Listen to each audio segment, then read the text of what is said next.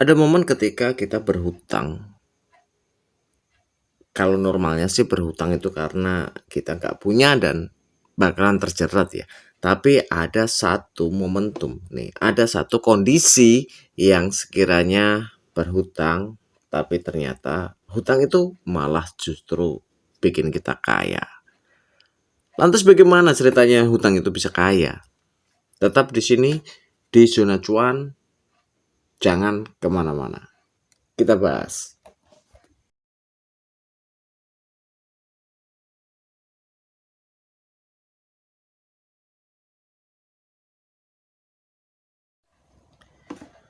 Assalamualaikum warahmatullahi wabarakatuh, sahabat zona cuan dimanapun kalian berada. Kembali lagi kita membahas masalah hutang ya. Kemarin itu sudah kita bahas masalah bagaimana sih caranya menaikkan income. Dan ternyata memang permasalahan hutang ini sedemikian kompleks. Dan di dalam masyarakat pun, di sekitar kita, kanan kiri kita itu sebenarnya itu banyak juga yang berhutang, atau mungkin bahkan semuanya yang berhutang, hanya saja mereka masih masih eh, memandang hutang itu sebuah aib. Jadi ya mau gimana lagi, kalau namanya utang itu ya memang sebaiknya dihindari. Tapi gini teman-teman semuanya, ada momentum nih, ada kondisi ketika kita berhutang itu justru ada kesempatan untuk malah menambah aset atau income kita dan bikin kita itu kaya. Ada kemungkinannya. Dan itu yang akan kita bahas di sini. Bagaimana sih kemungkinan-kemungkinan itu bisa terjadi? Karena ya kalian tahu sendirilah, hutang itu biasanya karena kita nggak mampu, atau mungkin karena gaya hidup, pengen sesuatu yang mahal nggak mampu, ya akhirnya hutang, ibaratnya gitu. Ada juga yang teman-teman kita, saudara-saudara kita yang ada di garis kemiskinan, itu hutang untuk makan lah, hutang untuk biaya hidup. Tapi di sini akan kita bahasnya itu hutang yang produktif. Lalu hutang yang produktif yang menghasilkan uang atau yang bisa menambah income kita itu seperti apa? Ya, buat kalian yang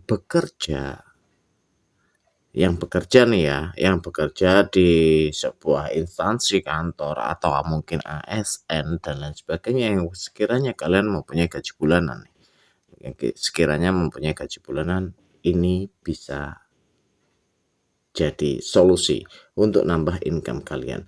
Ya, memang ini adalah terkhusus bagi mereka yang rutin mendapatkan gaji. Rutin mendapatkan gaji, bukan yang eh, average ya, bukan yang pendapatan rata-rata. Kalau pendapatan rata-rata nih ada kemungkinan seperti kita ya, usaha atau dagang, ada rame, ada sepi, ada rame, ada sepi. Jadi kita ambilnya pendapatan rata-rata. Kalau gaji kan enggak. Setiap bulannya ya seperti itu, gajinya ya segitu aja. Lalu bagaimana sih caranya? Kawan-kawan semuanya, ketika kalian mempunyai gaji, misalnya katakanlah gaji kalian itu satu bulannya itu 1 juta, 5 juta gitulah, 5 juta. Tekniknya ketika kalian berhutang itu harus angsuran. Ketika kalian gajinya 5 juta itu angsurannya itu paling maksimal harus 20% dari total pendapatan kalian atau gaji kalian. Misalnya katakanlah kalian gajinya 5 juta, 20%-nya artinya angsurannya itu tidak boleh lebih dari 1 juta. Nah, kalian bisa berutang nih, bisa berutang eh, ke bank atau ke koperasi untuk cari modal atau tambah modal. Yang sekiranya modal itu, kalau biasanya itu angsuran 1 juta itu sekitar modal 50 jutaan ya. Ibaratnya pinjam 50 jutaan selama 4 tahun. Biasanya tenornya segitulah. Kira-kiranya segitu.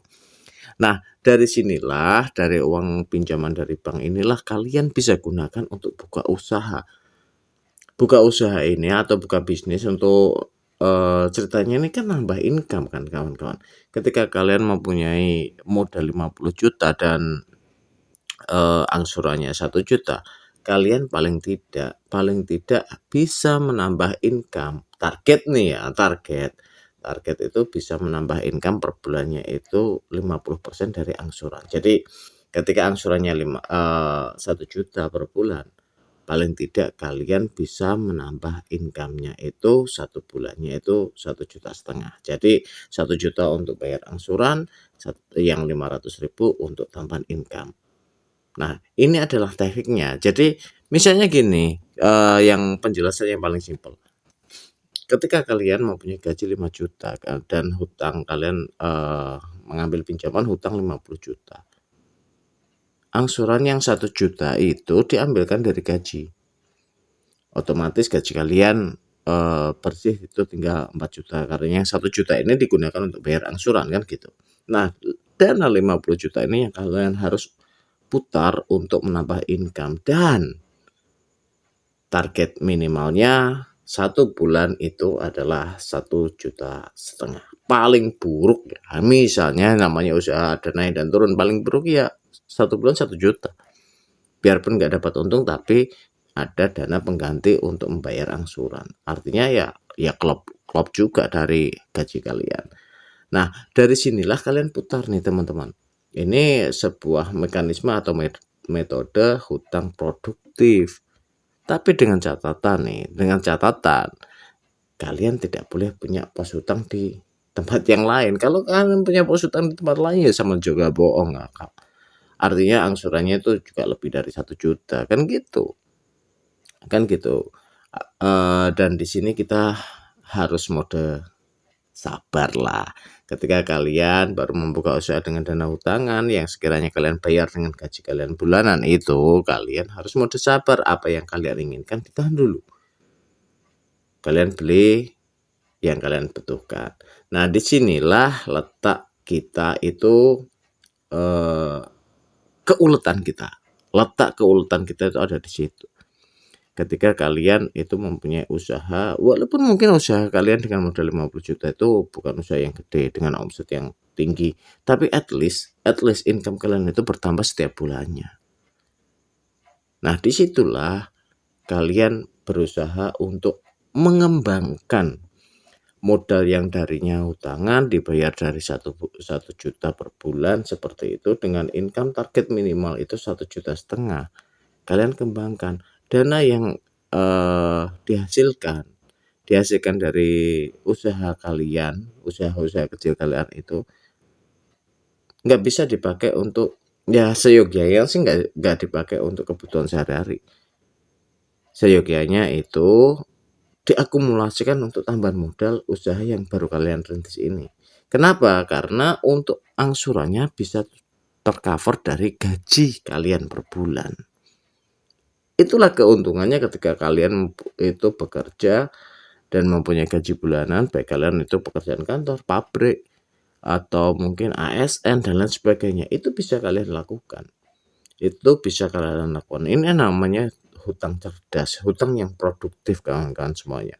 Tapi kebanyakan kita itu ketika kita mempunyai SK, gaji dan lain sebagainya, langsung aja dimasukkan SK ini untuk ngambil. Kalau nggak utangan bank, nanti dibelikan motor, atau mungkin kalau mending dibelikan rumah, itu mending, itu investasi jangka panjang.